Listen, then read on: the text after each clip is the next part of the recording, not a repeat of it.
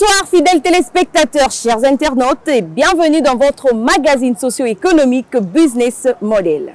On décolle avec des briefings comme d'habitude, cette rubrique qui consiste à faire le point sur les entreprises et aujourd'hui on va parler des Efonga Création, une agence de communication qui vous propose à travers son magazine Business Model les solutions pour une communication efficace et fiable pour vos entreprises et produits. Suivez plus de détails avec les chargés de communication de cette agence.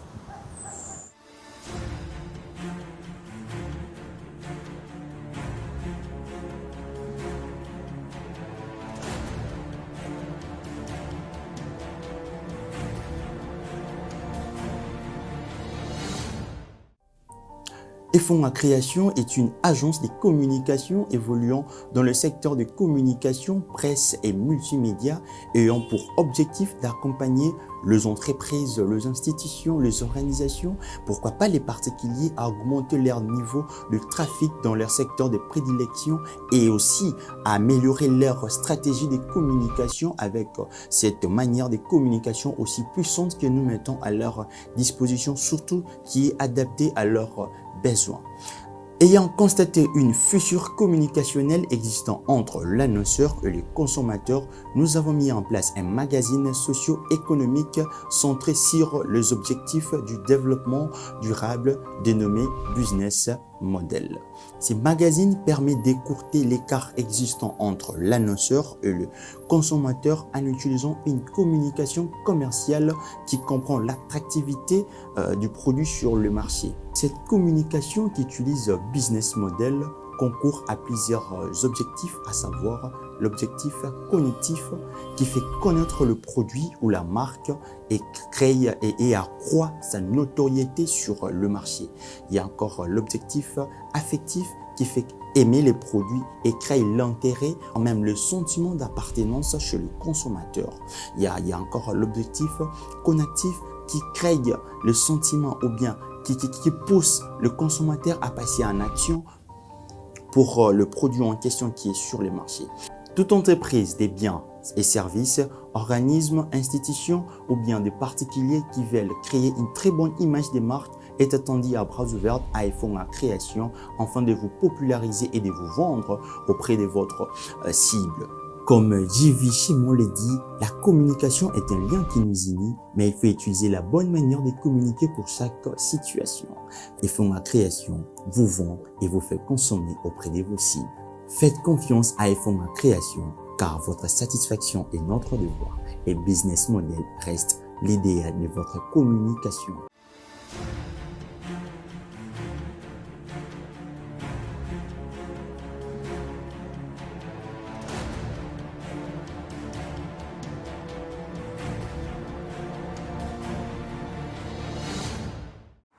Place à présent à la rubrique Institutions et développement. La Société nationale d'électricité SNEL en sigle achève les travaux du montage du palier guide de la centrale groupe 3 à Kisangani sous la direction de son directeur général Fabrice Lucinde. Suivez.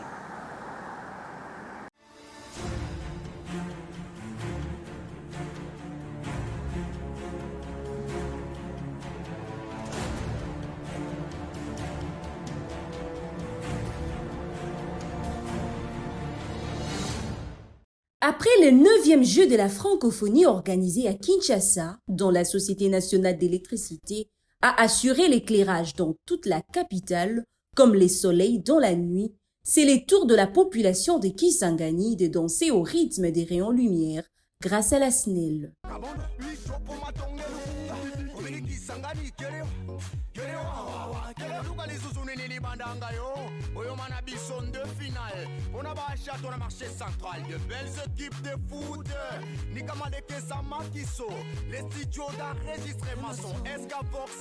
Félicité par les Quinois pour la force démontrée au jeu de la francophonie, Fabrice Lucinde, directeur général de la SNEL, n'a pas croisé les bras. Il a dépêché son équipe à Chopo, achever les travaux du montage du palier guide groupe 3 en panne depuis le 30 mars dernier. La population de Kisangani peut marquer déjà un ouf de soulagement et en remercier par occasion le chef de l'État Félix Tshisekedi par son envoyé Lucinde Fabrice.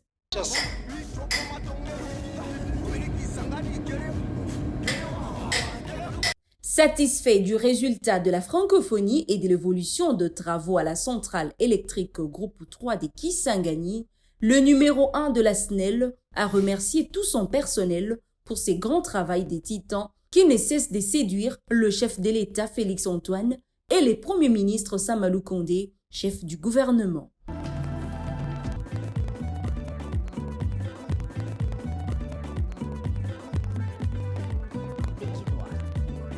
Blanche comme neige, la RDC s'illumine comme sa peau. Fabrice Lucindé, l'homme énergie. Plusieurs jugements tels que rendus par les juges congolais dans des affaires réputées cruciales ne font pas l'unanimité dans la sphère du droit. Après un regard panoramique sur les dossiers Fortuna Bisselele, Franck Diongo, François Béa et tant d'autres, le maître Éric Bissello donne son point de vue sur la justice de la République démocratique du Congo. Tout d'abord, si il y a des membres dans la majorité dans l'union sucrée ou dans l'union saltée, comme certains amis aiment bien l'appeler, qui émettraient un avis favorable sur le système judiciaire et sur la justice en général, c'est qu'ils n'auraient pas entendu la voix de leur autorité morale, c'est-à-dire de l'institution président de la République, qui lui-même a mis un bémol sérieux en doutant, en disant que, d'abord, dans sa philosophie, la justice élève une nation, ce qu'on est d'accord avec lui, mais que durant son mandat, la justice a totalement failli. Et ça, nous partageons également le même avis. Le problème de notre justice, c'est que nous voulons que la politique se mêle de tout et ait le dessus sur tout. Quand on a une justice au garde à vous, quand on a une justice vassale, il y a des dérives sérieuses qui arrivent et de manière permanente. La justice cherchant à plaire au pouvoir, elle s'attaque systématiquement à des voix divergentes, à l'opposition, à ceux qui ne pensent pas comme lui. Il y a l'affaire Escadela qui est également en suspens. Il y a eu l'interpellation de M. Franck Diongo. Il y a bien sûr François Béa, sans oublier. Ce sont des ratés de la justice, puisqu'à ces jours, nous ne voyons rien d'extraordinaire. Mais un autre raté, c'est bien sûr, vous l'avez cité, l'affaire Fortuna Bisselele Bifort, sans oublier qu'il a été traduit en justice pour trahison d'atteinte à la sûreté de l'État et propagation de fausses nouvelles. Ce sont des allégations assez sérieuses, assez graves, mais il se trouve qu'il n'y a rien dans le dossier aujourd'hui. On est en plein balbutiement. Apparemment, il a suffi qu'ils demandent pardon à l'excellence, au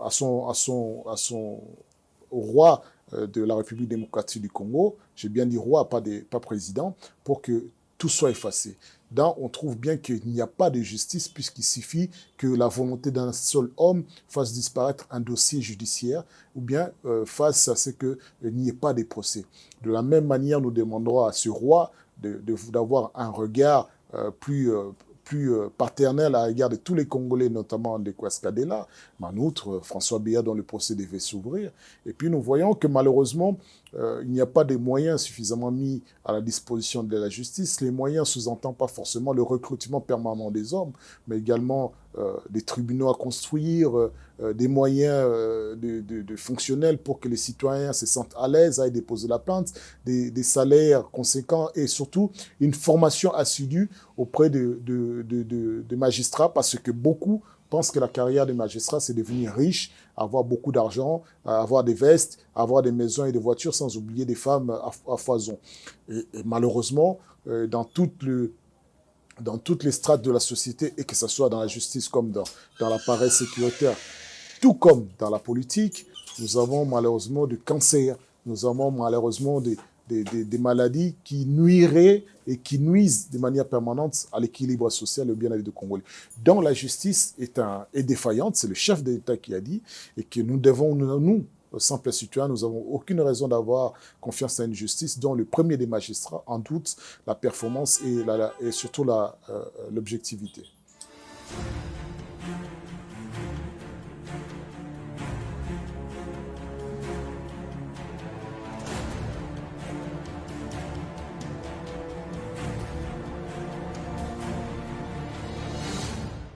Entrepreneurs, dirigeants, décideurs, producteurs et consommateurs, plus question de vous inquiéter. Il est enfin là. Business Model, votre magazine dédié à l'actualité de vos entreprises et PME pour la promotion de vos produits et services dans les périphéries de Kinshasa et d'ailleurs. Cependant, restez connectés afin de saisir les opportunités et comprendre les tendances chaque semaine sur Internet et vos médias traditionnels pour une communication institutionnelle et marketing concrète, fiable et crédible. Business Model, l'idéal de votre communication.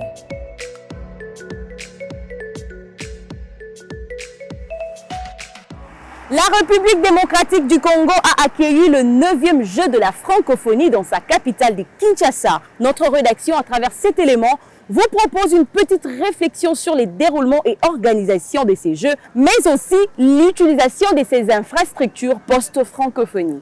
Suivez. Déroulé du 28 juillet au 6 août de l'année en cours à Kinshasa, le 9e jeu de la francophonie s'est avéré un espace où les différents pays ayant pris part ont vendu leur image. Plus ou moins 40 nations provenant des différents coins du monde ont rehaussé de leur présence dans ces jeux qui ont mis au centre la jeunesse. La République démocratique du Congo, pays hôte de ces jeux, a lui-même participé.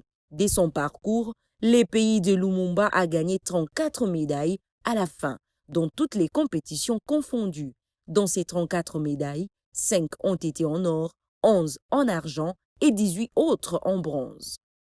L'image du Congo s'affiche positivement en gras au niveau de pays francophones. Grâce à l'organisation réussie qui a été d'une ampleur grandiose, les pays peuvent lever tête haute. La sortie des artistes musiciens congolais lors du lancement ainsi qu'à la clôture du 9e jeu de la francophonie a été applaudie aux yeux du monde. Fin du jeu, place aux enjeux la question de la gestion des infrastructures sportives après le 9e jeu de la francophonie reste à la une dans la mémoire des citoyens congolais, c'est-à-dire des infrastructures qui vont rester servir longtemps après ces épreuves sportives. Le gouvernement est appelé à mettre en œuvre une politique de maintenance et d'entretien des différents sites après la compétition. Cela étant dit, les ministres concernés par la gestion et la supervision de ces différents sites, chacun dans le strict respect de ses compétences. Les ministres des infrastructures et travaux publics, Alexis Gisaro, de l'enseignement supérieur et universitaire, Moindo Nzangi, ainsi que celui des sports et loisirs, François Kaboulot, sont invités à prendre des mesures relatives aux solutions stratégiques et organisationnelles favorables à une meilleure gestion et utilisation de ces sites, à la mise en œuvre de stratégies opérationnelles et attractives pour valoriser ces sites et à la politique de sensibilisation des usagers éventuels, aux agences et autres groupes désirés de les fréquenter afin de veiller à une utilisation responsable et citoyenne de cet héritage de jeu. Denis Mukwege est l'homme qu'il faut à la tête de l'État, selon Maître Éric Bisselo, membre de la cellule de communication de la dynamique Denis Mukwege, à travers cette interview accordée à Business Model. Suivez. Les élections approchent en République démocratique du Congo. Plusieurs candidats députés affûtent leurs armes. Mais quid du profil du candidat président de la République? Maître Éric Bisselo nous parle de son candidat, le docteur Denis Mukwege. Notamment, je suis l'un des communicateurs du regroupement qui demande la candidature du Denis Mukwege, président Denis Mukwege, comme prochain président de la République démocratique. Tout d'abord parce qu'il a un programme sérieux par rapport à la République et parce qu'il a une réputation sans tâche, il a les mains propres. Et en outre, il a démontré, en étant un homme simple, ce qu'il pouvait faire pour les Congolais. Pas juste pour la République, parce que nous avons tellement entendu les gens dire « j'ai la passion du Congo, j'ai la passion du Congo ». Mais comment ne pas avoir la passion du Congo quand le Congo vous fait des millionnaires alors que la majorité des Congolais deviennent des pauvres, de plus en plus pauvres. Et c'est ça à travers Kabila, et également c'est ça à travers cette période où la majorité des Congolais, moi quand j'arrive ici, il y a de plus en plus de pauvres, des vieilles personnes, des vieilles dames, des jeunes enfants. Il il n'y a plus d'âge. Mais cependant, ils ont la passion du Congo parce que le chef de l'État gagne 2 400 000 $. Les présidents des institutions parlent de 300 000, 400 000 $. Donc, il y a de l'argent qui circule, mais auprès d'une minorité. Donc, ces gens-là ont la passion du Congo parce que le Congo les rend riches. Ils n'ont pas la passion des Congolais. Pas de ce que vous et moi, nous vivons au quotidien. Comment nous devons serrer les sentiers pour payer le loyer à la fin du mois. Pendant que de l'autre côté de l'opposition, le PPRD et SID de Martin Fayoulou, ainsi que d'autres activistes de la société civile préconisent le dialogue avant les élections, le regroupement pour Denis Mukwege participera bel et bien aux élections, affirme Maître Eric. Oui, il y a suffisamment d'éléments qui nous laissent croire que ces élections ne seront pas objectives. C'est dommage pour un fils d'un opposant illustre de ce pays, mais nous, ça ne nous empêchera pas d'aller parce que nous avons confiance en la population congolaise et nous pensons que c'est une occasion et un droit pour les populations congolaises de renouveler la classe politique, de désigner de nouveau ceux qui doivent aller représenter parce que ceux qui sont là, ils ont échoué. Quant à l'audit du fichier électoral par les experts internationaux, les candidats de la Tchangou taclent la CENI par ce propos. Maintenant que M. Kadima et ses amis du pouvoir ont tout à fait raison à ce que le fichier ne soit pas audité par des personnes objectives, des personnes notamment comme l'Église ou bien même l'OIF, pour des simples raisons qu'ils savent que dedans nous allons trouver des électeurs fictifs, nous allons trouver un grand nombre de Congolais qui n'existaient pas, nous allons trouver encore des mineurs, nous allons trouver à travers la loi de la répartition des sièges toujours pas encore publiée, des zones où on a augmenté, gonflé les chiffres pour pouvoir satisfaire le pouvoir clanique et tribal qui se met judicieusement en place. Entrepreneurs, dirigeants, décideurs, producteurs et consommateurs, plus question de vous inquiéter. Il est enfin là. Business Model, votre magazine dédié à l'actualité de vos entreprises et PME pour la promotion de vos produits et services dans les périphéries de Kinshasa et d'ailleurs. Cependant, restez connectés afin de saisir les opportunités et comprendre les tendances chaque semaine sur Internet et vos médias traditionnels pour une communication institutionnelle et marketing concrète, fiable et crédible. Business Model, l'idéal de votre communication.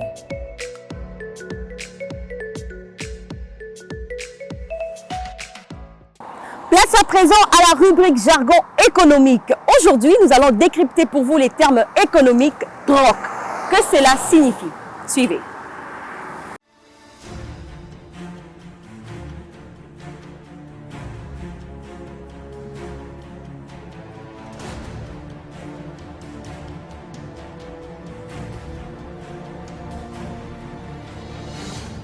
Les trocs. Un échange de biens ou de services en remplacement d'un paiement officiel. C'est un service utilisé depuis très longtemps, bien avant l'utilisation de pièces et de billets. Il tire d'ailleurs son nom de troc, coquillage contenant de la nacre, qui était utilisé comme monnaie d'échange. Les systèmes de troc les plus connus concernent le particulier. Des sites internet spécialisés ont d'ailleurs vu le jour à cet effet. Ces trocs consiste à donner un bien ou fournir un service en échange d'un autre bien ou d'un autre service sans payer quoi que ce soit. Par exemple, un individu peut céder un vélo devenu trop petit contre l'entretien de son jardin. Ces principes se développent d'autant plus que la situation économique est difficile, chacun y trouvant un avantage. Mais les trocs peuvent aussi concerner les échanges internationaux. C'est le cas par exemple quand une devise n'est pas convertible. La livraison d'une usine clé en main peut ainsi se faire en contrepartie d'une production de pétrole. Concluons avec la rubrique motivation. Aujourd'hui, nous avons reçu pour vous Madame Paulette Ngaloula qui est activiste. Elle va nous parler de l'occupation des enfants pendant cette période de vacances, mais elle va beaucoup plus mettre l'accent sur l'importance de la lecture. Suivez et on va se retrouver tout juste après pour conclure. Je dirais plutôt que les vacances, pour comprendre ou pour faire comprendre aux enfants c'est quoi les vacances, il faudrait d'abord revenir sur la définition même de vacances, de cette période de vacances. Est-ce que souvent quand les enfants étudient et qu'ils apprennent que nous irons en vacances, est-ce qu'ils connaissent réellement c'est quoi les vacances? ou alors on a inculqué dans la pensée ou dans la tête des enfants que les vacances, c'est synonyme à aller se reposer, à aller peut-être aller en vacances chez un parent, un oncle, une tante. Ça se limite là. Donc je pense qu'il faudrait d'abord revenir sur la question liée à la définition même propre de vacances. Alors, par définition, on peut tous comprendre que les vacances, c'est synonyme ou c'est justement cette période où on se repose, où on crée en fait un écart, on s'éloigne en fait de tout ce qui a trait au travail intellect pour reposer les cerveaux. Mais pour les enfants aujourd'hui, est-ce que la meilleure façon de rendre utile cette période de vacances, c'est en les poussant à des travails tels qu'aller jouer au foot, aller se récréer avec les amis par-ci, par-là dans des sites touristiques? Je pense que c'est bien beau tout ça. Mais il ne faudrait pas oublier que les vacances que nous accordons aux enfants, ce ne sont pas les mêmes vacances qu'on accorde pour les adultes au travail. Ce qui est différent. Pour un adulte, quand il s'est dit que je prends un congé, c'est peut-être pour se reposer, aller faire de voyages en famille, etc. Mais pour un enfant qui a obtenu un congé scolaire ou des vacances scolaires, est-ce cet enfant doit aussi se qualifier comme un adulte qui voyage justement? Alors je ne pense pas. Il faudrait d'abord faire comprendre aux enfants que se reposer ou avoir des vacances, c'est aussi une façon de pratiquer justement ce que vous avez acquis comme connaissance à l'école. Et cette façon de faire peut être diversifiée dans plusieurs domaines. Aujourd'hui, les enfants ont cette capacité de créativité. Il y a d'autres enfants qu'on découvre par la suite que cet enfant est génie dans telle chose. Alors, c'est le moment même de faire naître en l'enfant cette capacité de créer ou d'innover. Il y a des enfants qui sont meilleurs en football. C'est une occasion pour les parents de jauger un peu les talents de l'enfant. C'est aussi une occasion pour découvrir en quoi l'enfant est spécialisé. C'est aussi une occasion pour découvrir comment créer une affinité avec l'enfant. Jauger si l'enfant est assez doué dans telle ou autre matière. C'est d'ailleurs l'occasion pour le parent de faire comprendre aux enfants que mon fils, ma fille, ce sont les vacances, alors je vais te donner un métier, je vais te donner un petit travail pour que tu commences à faire. Il y a ces enfants qui sont même des LED, qui sont devenus une aide pour les parents.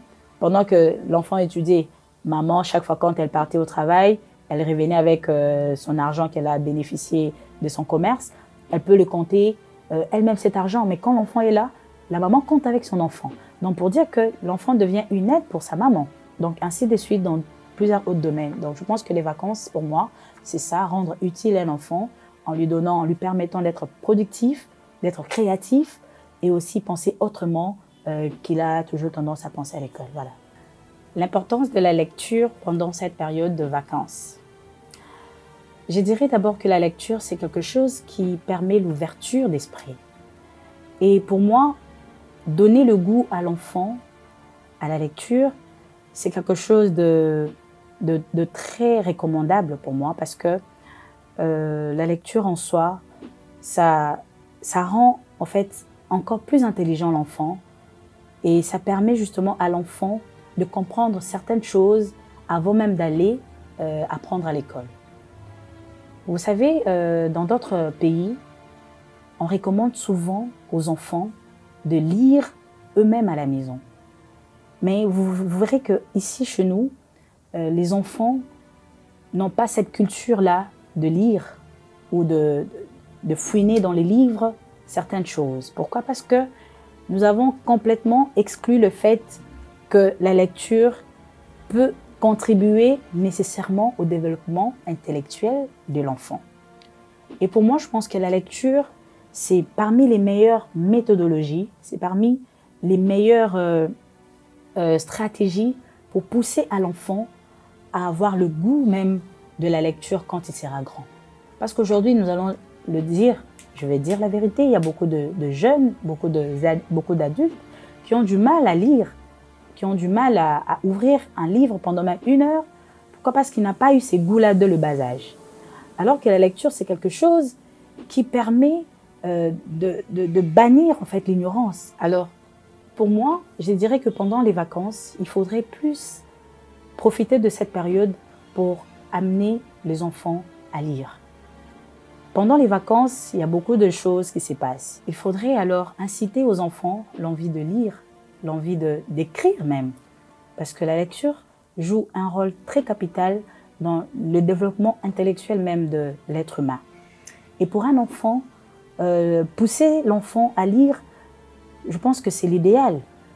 C'est l'idéal pour moi parce que la lecture, c'est quelque chose de très souhaitable dans la vie d'un être humain.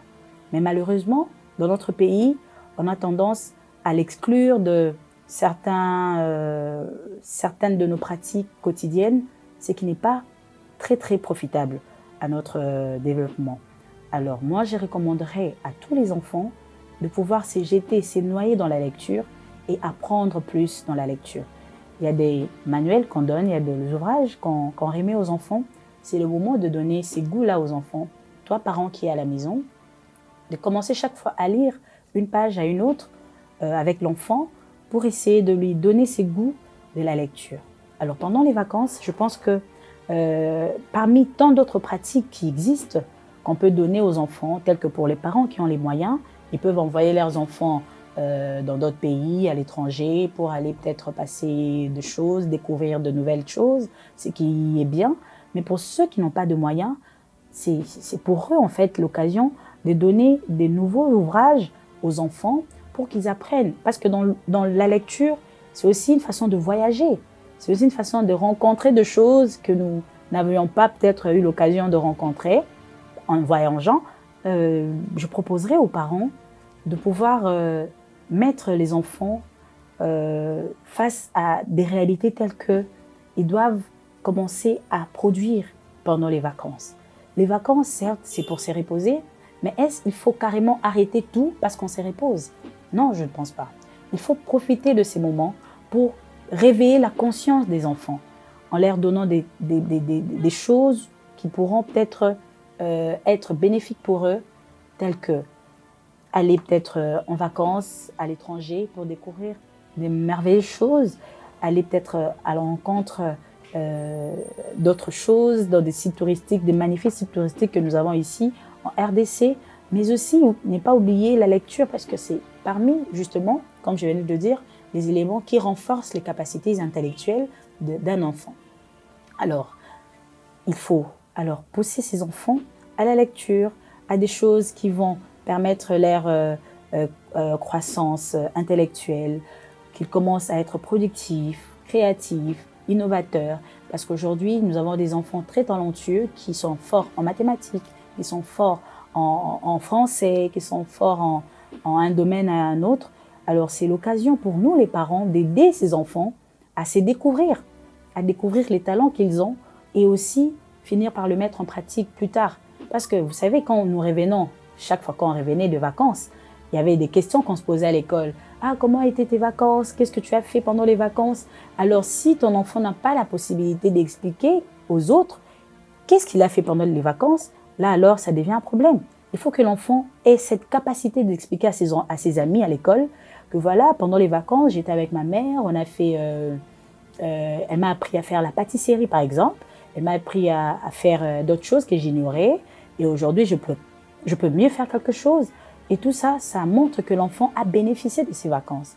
Mais pour ceux qui ont tendance à laisser les enfants se reposer carrément, dormir, aller jouer au foot, aller, je ne sais pas moi, faire quoi que ce soit, dites-vous que vous ne rendez pas la tâche facile à vos enfants parce que vos enfants ne seront pas très, très développés intellectuellement et ils n'auront pas cette assiduité en rentrant à l'école. Il y a même d'autres qui se fatiguent en disant que j'aurais aimé rester en vacances à l'école ici, voilà, c'est chiant, je ne veux pas rester pendant longtemps, ça m'agace. Donc, il n'a plus l'envie, en fait, d'étudier parce qu'il n'a pas rendu son cerveau actif pendant les vacances. Alors que les cerveaux ne s'arrêtent pas quand on est en vacances. Les cerveaux continuent à réfléchir. Alors, il faut faire réfléchir les enfants, mais autrement, en leur donnant des travaux intellectuels, des travaux pratiques, tels que faire la pâtisserie, savoir compter de l'argent, savoir placer quelque chose dans la maison, savoir nettoyer, savoir préparer. Pour d'autres qui ont les moyens, faire voyager les enfants, qu'ils aillent découvrir des merveilleuses choses dans le monde. Et pour ceux qui n'ont pas de moyens, donner aux enfants la possibilité de lire, de comprendre certaines choses, mais à condition que les parents soient là pour leurs enfants. C'est aussi une occasion de créer cette harmonie en famille. Donc, je pense que pour moi, les vacances n'est pas synonyme au repos. Les vacances, certes, c'est reposer, mais savoir comment c'est reposer. Il ne faut pas amener les enfants à cette mauvaise habitude de vouloir faire excessivement quelque chose qu'ils ne faisaient pas pendant qu'ils avaient cours. Comme quoi, tu jouais moins pendant le cours, aujourd'hui tu joues plus. Non. Pendant les vacances, amener les enfants à lire, à de nouvelles choses, à faire de la pâtisserie, à savoir cuisiner, à savoir ranger quelques affaires de papa, quelques affaires de maman. Et quand ils vont revenir à l'école, ils auront un esprit un peu plus éveillé, comme quoi j'ai appris aussi autre chose à la maison. J'ai aussi appris quelque chose avec mes parents. Donc, pour les parents, c'est une occasion pour renforcer les liens avec les enfants. Parce que les parents, pendant les cours, ne sont toujours pas là pour leurs enfants. Soit ils sont au travail, les enfants à l'école, quand ils rentrent, les enfants dorment. Mais pendant les vacances, c'est une occasion pour les parents d'être un peu plus proches avec leurs enfants. Alors, je recommande vraiment avec tout mon cœur que le parent trouve une occupation parfaite à donner aux enfants. Cette occupation peut être tant intellectuelle, morale que physique. Et même pour ceux qui pensent que d'ailleurs, pas ceux qui pensent, je pense que c'est très souhaitable d'envoyer les enfants à des pratiques religieuses, telles que aller à l'église, aller apprendre un instrument musical, faire comprendre aux enfants l'importance de connaître Dieu, de savoir vivre en société. Tout ça là, je pense que même dans les églises, il y a des moments où ils organisent des séances comme ça pour permettre aux enfants de s'occuper autrement, en leur apprenant un instrument musical, en leur apprenant comment chanter, voilà, beaucoup d'autres choses à l'église. Donc je pense qu'avec tout ça, nous allons rendre les vacances des enfants un peu plus utiles. Merci. Entrepreneurs, dirigeants, décideurs, producteurs et consommateurs, plus question de vous inquiéter. Il est enfin là. Business Model, votre magazine dédié à l'actualité de vos entreprises et PME pour la promotion de vos produits et services dans les périphéries de Kinshasa et d'ailleurs. Cependant, restez connectés afin de saisir les opportunités et comprendre les tendances chaque semaine sur Internet et vos médias traditionnels pour une communication institutionnelle et marketing concrète, fiable et crédible. Business Model, l'idéal de votre communication.